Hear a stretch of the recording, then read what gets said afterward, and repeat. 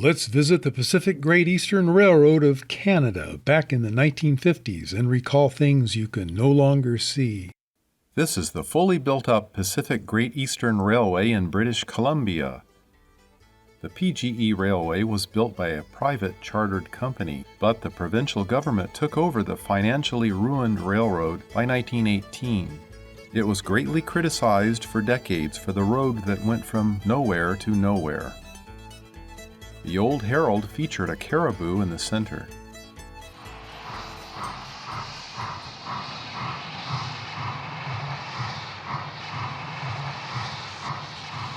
This 282 oil-fired Mikado at Squamish was the last steam engine ordered in 1947 by the PG&E. It had 3 sister units bought earlier. They all had a short stay as the PG&E was fully dieselized by 1956. The original nowhere-to-nowhere line only ran on rails from Squamish to Quesnel, both in fact actually being fine communities. Traffic south of Squamish was on rail barges by the way of Howe Sound.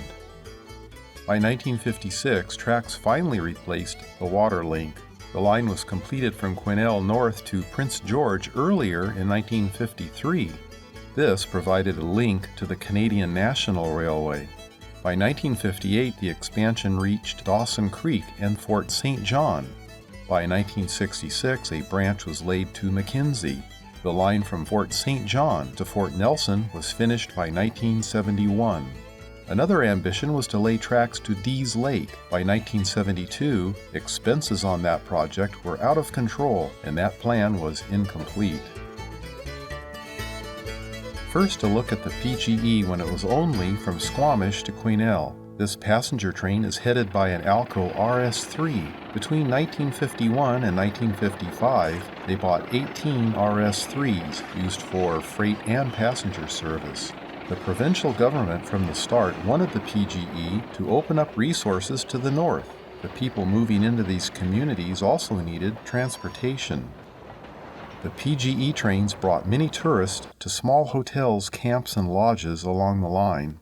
This service was promoted in their timetables and advertising. The logging scattered all over the province now had a way to send products south. One of the favorite places for tourists has always been Lillooet, with its warm summers and generally mild winters. Just north of town, the PG&E crossed over to the other side of the Fraser River.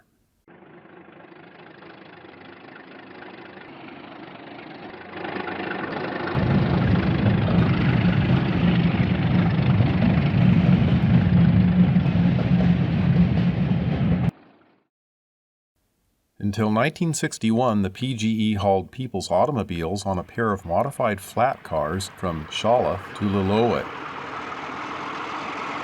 This was to cover a gap in the road system. The PG&E had 7 other similar gas-electric cars. 5 were bought new. This one, number 107, was bought second-hand from the Canadian National in 1949.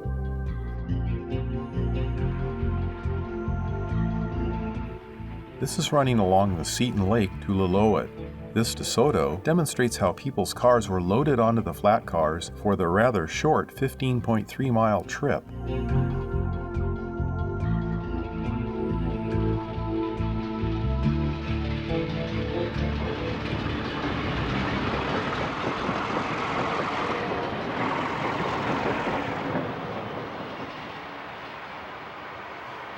Those lucky enough to ride by passenger cars would take in some grand scenery. In the 50s, the PG&E offered coach and sleeping car service and a dining car. The equipment was old from hand-me-down sources, but kept clean and in good working order. The arched window car was bought second-hand with 6 others in 1934 from the interurban electric line, the Oregon Electric Railway. And now some scenes heading south.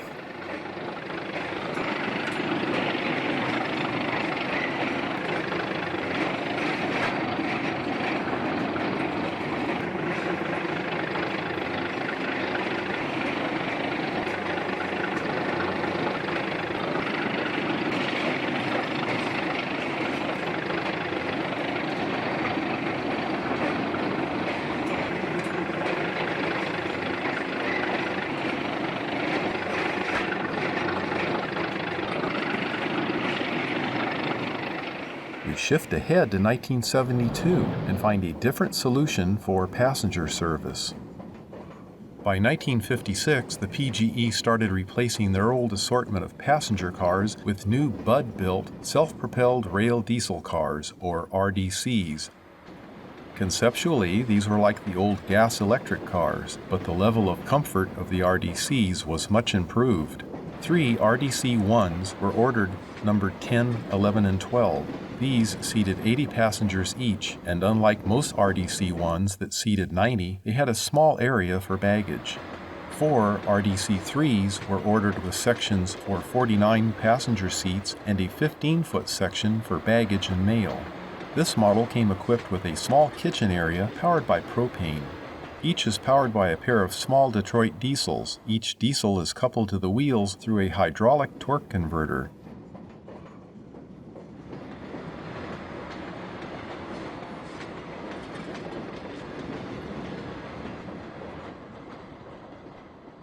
This southbound train is led by a pair of RDC-3s followed by an RDC-1.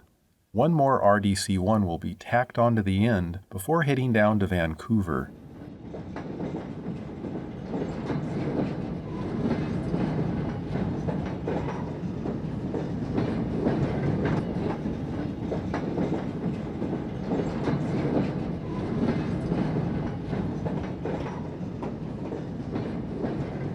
These RDCs ran until 2002 when the service was terminated. On another day, a single RDC-3 is followed by 3 RDC-1s. 1972 was the year when PG&E Railway changed its name to British Columbia Rail, or BC Rail. These scenes are just before that event.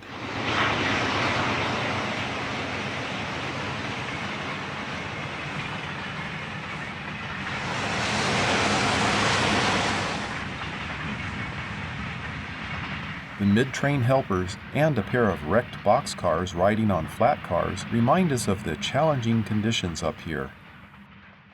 This train is powered by MLW-built 5 RS-18s. They are Alco-type diesels.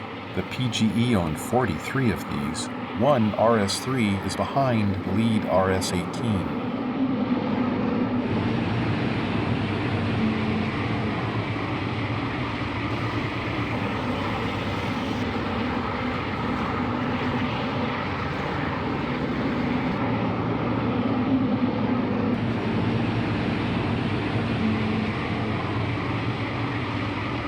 The last unit, number 627, fell into Seton Lake and sank to a depth of 120 feet. It was eventually pulled out and rebuilt, as we see here.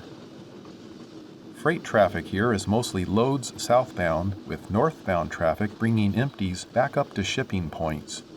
Pushers were stationed at Lillooet for the 9.7-mile 2% grade from D'Arcy to Birken. From Birken, 19 miles down to Pemberton, their dynamic braking further assisted the southbound loaded trains.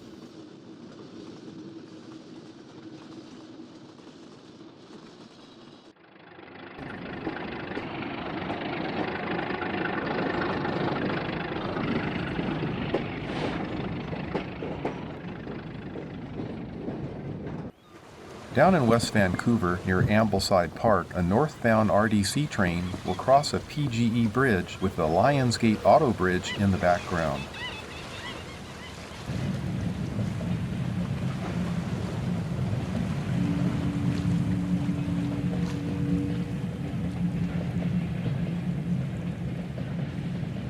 From the park's shoreline on the other side of the bridge, a few freights go by.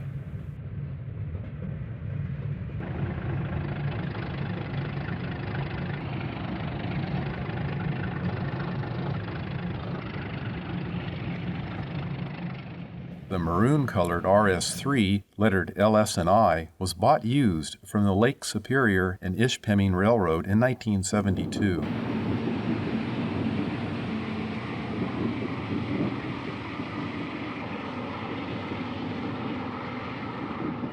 A pair of new M630s were 2 of the 16 MLW-built Alco-type diesels.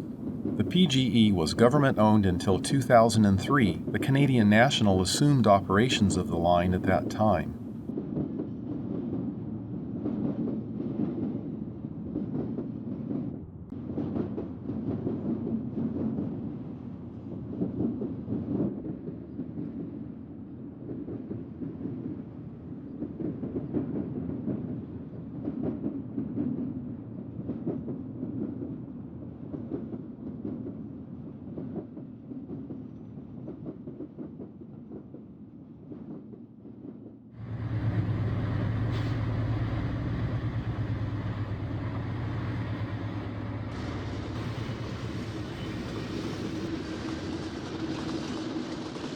Don't forget to like and subscribe. Also, visit our huge website for railroad history of more interesting times.